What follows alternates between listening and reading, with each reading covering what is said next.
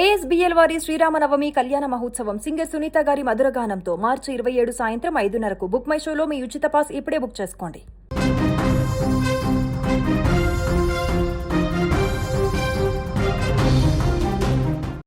ఏపీలో మరొక దారుణమైనటువంటి బస్సు ప్రమాద ఘటన చోటు చేసుకుంది. ఈ యొక్క ప్రమాదంలో ఇప్పటి వరకు అందుతున్నటువంటి సమాచారం మేరకు మొదట 10 మంది సజీవ దహనమయ్యారు ఈ బస్సు ప్రమాదంలో అనే వార్త బయటకు వచ్చింది. కానీ ఇప్పుడు మృతుల సంఖ్య క్రమంగా పెరుగుతుంది.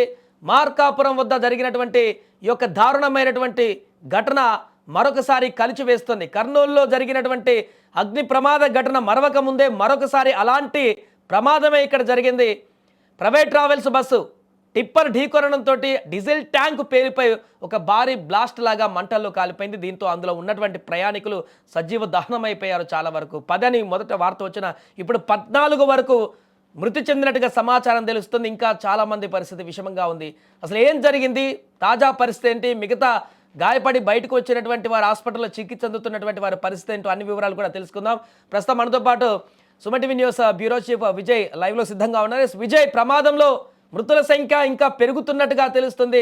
తాజా అప్డేట్ ఏంటి? అక్కడ ఎంతమంది బస్సులో ప్రయాణం కొనసాగిస్తున్నారు, ఎంతమంది ఇప్పటివరకు మరణించారు, మిగతా వారి పరిస్థితి ఏంటి?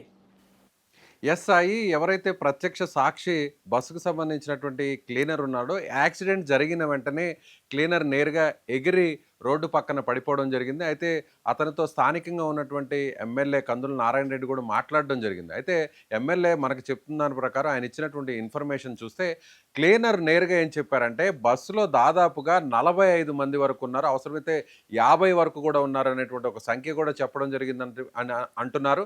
అయితే ఇప్పుడు 45 మంది ఒకవేళ బస్సులో ప్రయాణిస్తున్నట్లయితే ప్రస్తుతానికి హాస్పిటల్కి వచ్చినటువంటి వారి సంఖ్య 22 నుంచి 25 మంది ఉన్నారు. మిగిలినటువంటి వారి సంఖ్య ఇప్పటి వరకు తేలలేదు అనేది కూడా ఇప్పుడు అక్కడ అధికారులు చెప్తున్నటువంటి మాట. అయితే ప్రస్తుతం అంతా కూడా బస్సులో చిక్కుకుపోయి ఉన్నారు. బస్సులో చిక్కుకుపోయినటువంటి వారి దగ్గర కూడా ఆ మృతదేహాలు ఎన్ని ఉన్నాయనేటువంటి ఒక సంఖ్య మీద క్లారిటీ రాలేదు. ప్రస్తుతం 10 అనుకున్నారు. ఆ తర్వాత కూడా మృతదేహాలని వెలికి తీస్తున్నటువంటి క్రమంలో ఒక్కొక్కరి మృతదేహం అంతా కూడా బయటపడుతుంది. ప్రస్తుతానికి 14 మంది మృతి చెందినట్టుగా కన్ఫర్మ్ చేశారు. అయితే మిగిలినటువంటి వారు కూడా ఎక్కడ అంటే ఆచూకీ లభ్యం కానిటువంటి వారందరూ కూడా చనిపోయి ఉంటారా అనేటువంటి ఒక అనుమానాన్ని అయితే పోలీసులు కానీ అక్కడున్న స్థానికంగా ఉన్నటువంటి అధికారులు అయితే వ్యక్తం చేస్తున్నారు. అయితే ప్రస్తుతం మార్కాపురం హాస్పిటల్లో 25 మంది వరకు కూడా చికిత్స పొందుతున్నారు. బస్సులో దాదాపు 45 మంది వరకు కూడా ఉన్నట్లుగా తెలుస్తుంది. సో 25 మంది హాస్పిటల్లో ఉంటే 20 మంది పరిస్థితి ఏంటి, సో ఈ 20 మంది పరిస్థితి ఏంటి అనేది ఇప్పుడు అనుమానం వ్యక్తమవుతుందని చెప్పాలి. ప్రధానంగా ఇక ప్రమాదానికి గల కారణం ఏంటంటే ఇది ఎక్కడా కూడా మధ్యలో డివైడర్ ఉండదు. నేరుగా వెహికల్స్ అటువైపు వచ్చేటువంటి వెహికల్స్, ఎదురుగా వెళ్ళేటువంటి వెహికల్స్ అంతా కూడా ఎదురెదురుగా వెళ్తున్నటువంటి క్రమంలో అక్కడ ఒక కర్వ్ లాంటిది ఉంది, టర్నింగ్ లాంటిది ఉంది. కాబట్టి ఒక్కసారిగా టిప్పర్ కంకర్ లోడ్తో చేమకుర్తి నుంచి వెళ్తున్నటువంటి టిప్పర్ నేరుగా ఎదురుగా వస్తున్నటువంటి హరికృష్ణ ట్రావెల్కి సంబంధించినటువంటి ఈ బస్సును ఢీకొట్టడం, ప్రమాదం అయిన తర్వాత వెంటనే ఎందుకు ఫైర్ అంటుకుంది, ఎందుకు అగ్ని ప్రమాదం జరిగింది అనేటువంటి విషయాన్ని ఆరా తీస్తే టిప్పర్ నేరుగా బస్సును ఢీకొట్టినటువంటి క్రమంలో బస్సు కూడా మనం ఒకసారి విజువల్లో చూసినట్లయితే ఎదురెదురుగా వస్తున్నటువంటి బస్సు అంటే వేగంగా ఈ టిప్పర్ బస్సును ఢీకొట్టడం వల్ల బస్సు నేరుగా ఇలా తిరిగిపోవడం జరిగింది. ఆ వెంటనే టిప్పర్ దగ్గర ఉన్నటువంటి డీజిల్ ట్యాంకర్కు మంటలు అంటుకోవడం జరిగింది. ఆ టిప్పర్ దగ్గర ఉన్నటువంటి డీజిల్ ట్యాంకర్ నుంచి మంటలు అటు బస్సులో ఉన్నటువంటి డీజిల్ ట్యాంకర్కు కూడా మంటలు వ్యాపించడంతో ఒక్కసారిగా కేవలం కొన్ని సెకండ్ల వ్యవధిలోనే మొత్తం బస్సు అంతా కూడా మంటలు వ్యాపించాయి. నిమిషాల్లోనే బస్సు పూర్తిగా దగ్ధమైంది. అయితే ఇక్కడ ఇది సెమీ స్లీపర్గా ఉన్నటువంటి బస్సు అంటే ఇది కూర్చొని కాస్త ఫ్లెక్సిబుల్గా అలా వెనక్కి వాల్చుకొని కూర్చొని ట్రావెల్ చేసేటువంటి బస్సు కావడంతో ఎవ్వరు కూడా ఆ సీట్ల మధ్యలో ఇరుక్కుపోవడంతో సీట్ల మధ్యలో నుంచి అద్దాలు పగలగొట్టుకొని బయటకు రావడానికి చాలా కష్టపడ్డారు. బయటకు ఎవరైతే అద్దాలు పగలగొట్టుకొని దూకేశారో వాళ్ళు మాత్రమే సేఫ్గా బయటపడ్డారు. ఎవరైతే దూకలేకుండా 2 సీట్ల మధ్య ఇరుక్కుపోయినటువంటి వారు ఉన్నారో అలా ఇరుక్కుపోయిన చాలామంది కూడా మంటల్లో చిక్కుకుపోయి చనిపోయినట్టుగా తెలుస్తుంది. విషాదకరమైనటువంటి సంఘటనలు చాలా వింటున్నాం. ఒక వ్యక్తి అయితే ఒక మహిళ చెప్తుంది హాస్పిటల్, అక్కడ ఉన్నటువంటి వారందరూ కూడా మనకు చెప్తున్నారు ఫోన్ చేసి, ఒక మహిళ 5 నెలల పాపతో బస్సులో ట్రావెల్ చేస్తుంది, తన భర్త కూడా బస్సులోనే ఉన్నాడు. అయితే ఆ యాక్సిడెంట్ జరిగి పొగలు ఒక్కసారిగా లోపలికి బస్సులోకి రావడంతో ఆ మహిళ 5 నెలల పాపని తన భర్త చేతికిచ్చింది. భర్త చేతికిచ్చి మీరు దూకేసేయండి, వెంటనే నేను దూకుతానని చెప్పడంతో ఆ భర్త 5 నెలల పాపను తీసుకొని ఎటు వెళ్ళాడు అనేది కూడా ఇంకా కూడా స్పష్టత రావలేదు. హాస్పిటల్లో అయితే మాత్రం భర్త కానీ లేదంటే 5 నెలల పాపకు సంబంధించినటువంటి ఆచూకీ కానీ ఇంతవరకు లేదు. ఇప్పుడు ఆ తల్లి రోదిస్తుంది హాస్పిటల్లో, నా బిడ్డ ఎక్కడ, 5 నెలల బిడ్డ ఎక్కడ అంటూ వచ్చినటువంటి ప్రతి ఒక్కరిని కూడా అక్కడ ఆమె అడుగుతున్నటువంటి పరిస్థితి చాలా ఇది దయనీయంగా మారిందనే చెప్పాలి. సో ఇప్పుడు ఆ భర్త కానీ కావచ్చు, పాప టిప్పర్ డ్రైవర్లు కానీ బస్ వీరిద్దరు డ్రైవర్లు ఆచూకీ కానీ తెలకపోవడంతో ఏం జరుగుంటుంది అనేటువంటి ఒక ఆవేదన అయితే మాత్రం అందరిలోనూ ఉందని చెప్పాలి. కొంతమంది వృద్ధులు కూడా ఉన్నారు, మహిళలు కూడా ఉన్నారు.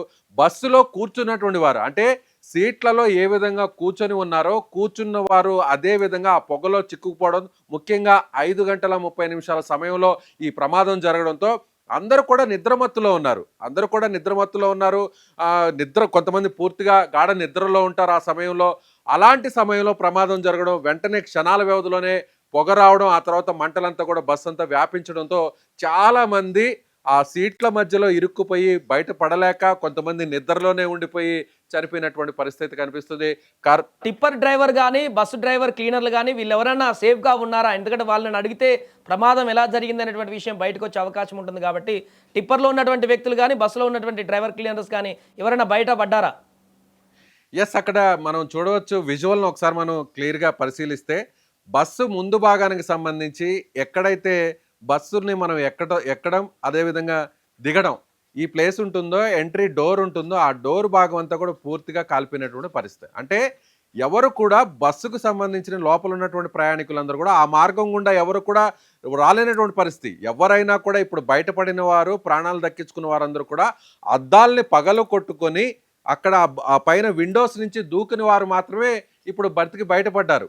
సో ఎవరైతే ఆ ముందు భాగంలో ఉన్నారో అంటే డ్రైవర్కి వెనక సీట్లలో ఉన్నారో వాళ్ళందరూ కూడా పూర్తిగా దగ్ధమైపోయారు. వాళ్ళందరూ కూడా ముందు నుంచి రాలేనటువంటి పరిస్థితి. అందులో డీజిల్ ట్యాంకర్ కూడా సరిగ్గా ఆ ప్లేస్లోనే ఉంటుంది కాబట్టి, అంటే బస్సుకి కాస్త ముందు భాగంలో మధ్య భాగంలో ఉంటుంది కాబట్టి, అదేవిధంగా ట్రిప్పర్ కూడా ఢీకొన్న వెంటనే ఫస్ట్ టిప్పర్ డీజిల్ ట్యాంకర్ నుంచి మంటలు వ్యాపించాయి కాబట్టి బస్సుకు ముందు భాగంలో ఎవరైతే ఉన్నారో వాళ్ళందరూ కూడా మంటల్లో చిక్కుకుపోయి చనిపోయినట్టుగా తెలుస్తుంది. అయితే ఇంకొక విషయం ఏంటంటే బస్సును వేగంగా టిప్పర్ ఢీకొట్టిన వెంటనే ఎవరైతే లెఫ్ట్ సైడ్ ఉన్నటువంటి క్లీనర్ ఉంటాడో క్లీనరు నిద్రపోతున్నాడని చెప్తున్నారు. ఢీకొట్టిన వెంటనే ఆ క్లీనర్ నేరుగా ఎగిరి బస్సులో నుంచి రోడ్డు మీదకు పడిపోవడం జరిగింది. అంటే అతను ఎక్కడా కూడా తనకై తాను దూకి పారిపోవడం లేదంటే డోర్లో నుంచో లేకపోతే అద్దాలు పగలగొట్టుకొని పారిపోవడం అయితే జరగలేదు. బస్సు వేగంగా ఢీకొట్టడంతో బస్సుని టిప్పర్ ఆ వేగానికి ఒక్కసారిగా ఆ దాటికి లోపల నుంచి అద్దాల్లో నుంచి బయటపడిపోయినటువంటి పరిస్థితి. ఇప్పుడు క్లీనర్ ఇచ్చినటువంటి సమాచారాన్ని ఆధారంగా చేసుకొని ఇప్పుడు మొత్తం అంతా కూడా ఇన్వెస్టిగేషన్ జరుగుతుంది. అయితే డ్రైవర్ అయితే మాత్రం ప్రాణాలతో బయటపడినట్టుగా తెలుస్తుంది. డ్రైవర్ పేరు రాజ్ కుమార్గా మనకి సమాచారం అందుతుంది. డ్రైవర్ కూడా ప్రస్తుతానికి పారిపోయాడు అంటున్నారు, కానీ కొంతమంది పోలీసులు అదుపులో ఉన్నారంటున్నారు. కానీ డ్రైవర్కి పెద్దగా గాయాలు కాలేదు. క్లీనర్ కూడా సేఫ్గా చిన్న చిన్న గాయాలతో బయటపడ్డారు అనేటువంటి సమాచారం అందుతుంది. అయితే టిప్పర్కి సంబంధించినటువంటి డ్రైవర్ ఆచూకీ ఇంకా కూడా లభ్యం కాలేదు. టిప్పర్ కూడా అక్కడ మనం చూడొచ్చు, ఆ టిప్పర్ కూడా బోల్తా పడిన తర్వాత ఆ కంకర కూడా అటువైపు రోడ్డుకి పడిపోయింది. అదేవిధంగా టిప్పర్ కూడా కాలిపోయింది. అయితే టిప్పర్లో ఉన్నటువంటి డ్రైవర్ కానీ అలాగే క్లీనర్కి సంబంధించినటువంటి ఆచూకీ ఇంకా లభ్యం కాలేదని చెప్పాలి. ప్రస్తుతానికి అయితే మాత్రం అక్కడ ఉన్నటువంటి సహాయక చర్యలు మనం ఒకసారి పరిశీలించినట్లయితే అక్కడ ఎవరైతే ఇంకా బస్సులో ఎవరైనా అసాధ్యం, దాదాపు బస్సులో మంటల్లో చిక్కుకున్న వారు ప్రాణాలతో ప్రస్తుతానికి బయటపడేటువంటి పరిస్థితి అసాధ్యమనే చెప్పాలి. కానీ ఎవరైనా కొన ఊపిరితో కొట్టుమిట్టాడుతున్న వారిని బయటకు తీసేటువంటి పరిస్థితులు అయితే ప్రస్తుతం నడుస్తున్నాయి. అయితే వెంటనే కొంత ప్రమాదం జరిగిన వెంటనే 1 గంట సేపటికి అక్కడికి ఫైర్ ఇంజిన్ రావడం జరిగింది.